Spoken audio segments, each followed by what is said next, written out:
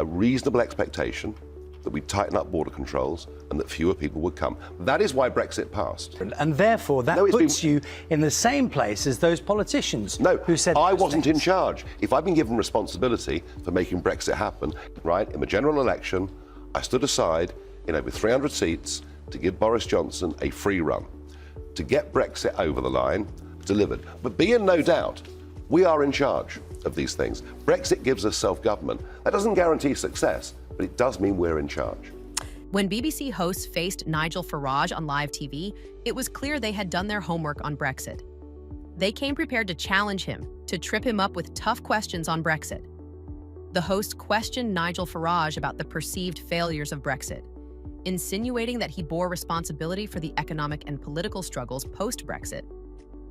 Farage masterfully countered by emphasizing that Brexit delivered sovereignty and control, but it was the government's incompetence that failed to capitalize on these opportunities. He made it clear that Brexit was never the problem. Weak leadership was. And you were one of those telling us what it would be like. And it hasn't happened. Well, let's fact check this, shall we? What I said in the referendum is we would be in charge. And whether we got things right or got things wrong would be down to us. Now, there was a reasonable expectation that we'd tighten up border controls and that fewer people would come. That is why Brexit passed. His insistence that Brexit allows the UK to take control of its governance, even if it doesn't guarantee success, resonates deeply with those who feel the promises of Brexit remain unfulfilled. Farage has consistently emphasized that the true potential of Brexit lies in reclaiming sovereignty, enabling the UK to chart its own path without external interference from the EU. Right, in the general election, I stood aside in over 300 seats to give Boris Johnson a free run, to get Brexit over the line and to deliver the promises that he made. The reason on migration that Brexit has failed in the eyes of many people is because the Conservative Party haven't delivered. But be in no doubt. This argument strikes a chord with voters who believe that Brexit was meant to empower the nation to implement policies that reflect the will of its people, from tighter immigration controls to more flexible trade agreements. However, he also acknowledges that the government's failure to fully capitalize on these opportunities has left many disillusioned, with unresolved issues like border control, economic stagnation, and bureaucratic inefficiency overshadowing the vision that inspired millions to vote Leave. By framing Brexit as a foundation rather than a finished product, Farage keeps the debate alive, rallying those who demand bold leadership and decisive action to fulfill the transformative potential they were promised. Charlie State tried to blame him for all the wrongs that happened to the UK after Brexit, but the way Nigel Farage responded was nothing short of defiant, as he skillfully turned the argument back on his critics, highlighting the broader issues with the political establishment. They got this would be different. And it hasn't been different, and therefore that puts you in the same place as those politicians who said I wasn't in charge. If I'd been given responsibility for making Brexit. When Nigel Farage walked into that BBC studio, it was clear from the start that the hosts had one goal. They weren't there for a friendly chat. Their mission? To rattle him, make him slip, and paint him as uninformed. But guess what? He didn't just hold his ground, he owned it. Every question they threw at him, whether meant to corner or confuse, was met with sharp, clear answers. No vague talking points or political fluff, just actual facts straight from the man himself. For example, when Naga Munchetti questioned his tone, describing it as inflammatory, Farage remained composed and didn't let the comment rattle him. Instead of reacting emotionally, he maintained his cool demeanor, staying focused on his message rather than getting drawn into a heated exchange. The debate on immigration had to be changed. This was in one of the debates last week. Do you recognise that some of the language you've used before and members of the Reform Party have used around immigration is divisive and inflammatory? I don't think anything I've said is inflammatory. What I've said is that for 50 years, we had net migration into Britain of 30 or 40,000 a year. Farage has one thing that distinguishes him from most politicians. He speaks plainly and directly. He doesn't sugarcoat issues or hide behind political jargon. Whether it's about immigration, national security, or economic reform, his focus is always on what he believes is best for the UK.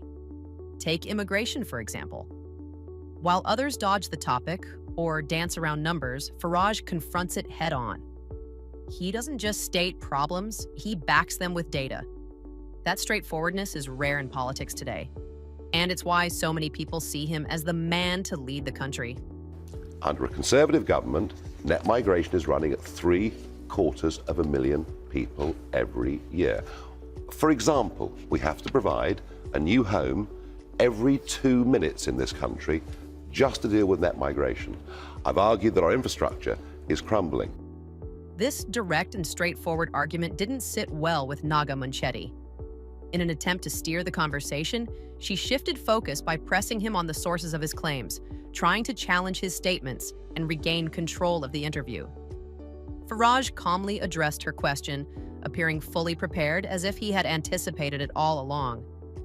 His composed response reinforced his confidence and command over the discussion. A migrant a minute comes to Britain. A migrant a minute comes to Britain. In fact, it's actually more than that, but in simple terms, a migrant a minute comes. We have never... How many migrants are you saying come to Britain? Well, 2.5 million have come to Britain over the course of the last 2 years. In fact... Viewers couldn't help but notice the shift in energy. What started as a grilling turned into a masterclass in handling pressure. Farage didn't just answer questions, he took control of the conversation. It left Munchetty visibly unsettled, and viewers impressed. This moment wasn't just another interview, it was a clear sign of why Farage is gaining traction. He doesn't just defend his points, he dominates the narrative. And it's this ability that's making people take his leadership potential seriously.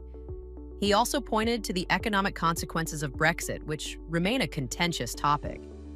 While he acknowledged that leaving the EU was necessary, he argued that poor implementation has prevented the country from reaping the full benefits. This, he said, has provided ammunition for critics. Here's the thing. Half of those that have come aren't coming to work.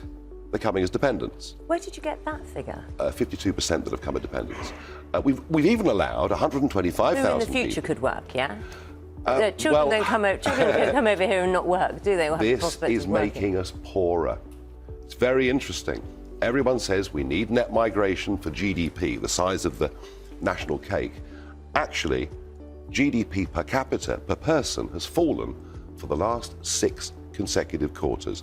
A massive influx of unskilled labor has driven down product. And here's the thing.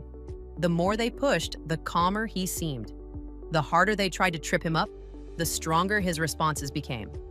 No hesitation, no backpedaling, just straightforward, thoughtful replies. By the end of it, the attempt to make him look foolish had completely backfired. Viewers couldn't help but notice how unshaken he was.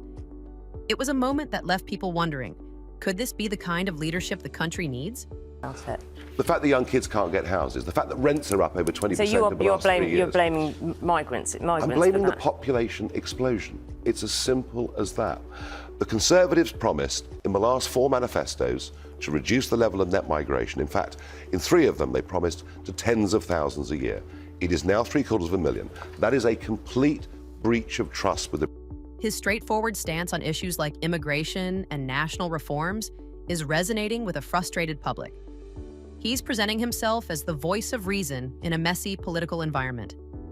Young people struggling to buy homes, skyrocketing rents, and falling living standards, he's tying all of this to what he calls a population explosion. Nigel Farage isn't just making waves in interviews, he's connecting with the public in a big way. The party he's backing, Reform UK, is gaining more support every day. And it's not just empty talk. Membership numbers are shooting up, with some reports saying they've even overtaken the Conservatives. That's a huge deal, and a clear message to the political elite. We are completely in the grip of big corporate businesses. That's who the politicians listen to. I know that from 20 years in the European Parliament. There are 5.5 million people out there, men and women, running small businesses, acting as sole traders, that frankly are having the most difficult time. I'm on their side, and I'll fight for them. He paints a striking picture of the struggle faced by 52 million men and women, small business owners and sole traders, who are battling every day to keep their dreams alive in an economic climate that seems stacked against them. These are the people who form the backbone of the economy, yet their challenges are too often ignored. Farage doesn't just acknowledge their plight, he positions himself as their advocate, someone willing to take on a system that seems rigged in favor of the few at the expense of the many. His words capture a frustration shared by millions, but also offer a glimmer of hope that someone is willing to fight for the underdog. What's even more striking is how Farage's leadership vision is turning from a distant idea into something realistic. With every speech, interview, and policy he puts forward, the idea of Farage as Prime Minister feels less far-fetched and more possible. If this momentum keeps building, he could go from leading a movement to leading the country. And that's something the current political parties might not be ready for. Nigel Farage's unwavering stance on issues like Brexit and small business struggles offers hope to those frustrated by the political elite. His direct, no-nonsense approach resonates with everyday people, positioning him as a strong voice for change. As momentum builds behind his leadership, Farage's influence is shaping Britain's future, proving he's a force to be reckoned with in the political landscape. Could he be the leader to fulfill Brexit's promises and drive the country forward? Only time will tell. Your perspective matters. Do you believe Farage's straightforward approach could be the change the UK needs?